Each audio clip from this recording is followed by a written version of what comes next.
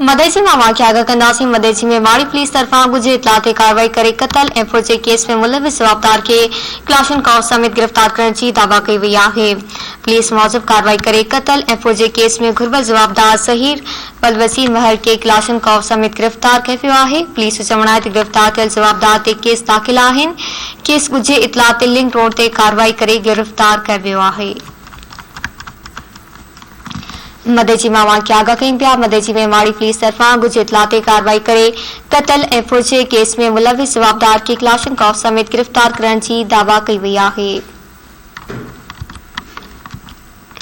Police जो चवण आहे त गिरफ्तार थियल जवाबदार ते केस दाख़िल आहिनि। केस गुजे इतलात लिंक रोड ते कार्रवाई करे गिरफ्तार कयो आहे। मदेची में वाक़िया आगा कई पिया। मदेची में माड़ी पुलिस तरफा गुजे इतलात कार्रवाई करे कतल ऐं फौजे केस में मुलविस जवाबदार के क्लाशन कॉफ समेत गिरफ्तार करण की दावा कई वई आहे।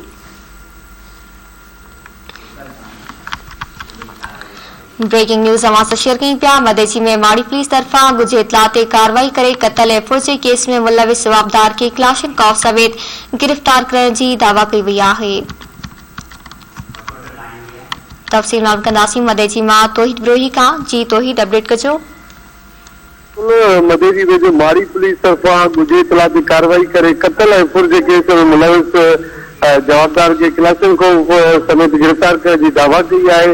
एसएसओ तालुक में कार्रवाई करे कतल ऐं फौजे केस में घुर्बल जवाबदार ज़हीर बलद वजीर महर के क्लाशन को समेत गिरफ्तार करे वरितो आहे। जे मथां केस दाख़िल कयो वियो आहे। इन सिलसिले में माड़ी पुलिस जो चवण आहे त गिरफ्तार थियल जवाबदार मथां केस आहिनि जंहिंखे गुजे इतलात लिंक रोड ते कार्रवाई करे गिरफ्तार किया है। गिरफ्तार थियल जवाबदार मथां केस दाख़िल भी कयो है। केस लाकअप करे छॾियो आहे जॾहिं त कुछ देर बाद जो कोर्ट में पेश करे जेल हवाले कयो वेंदो। जी मेहरबानी तौहीद विरोही तफ़सील ॾियण जे लाइ।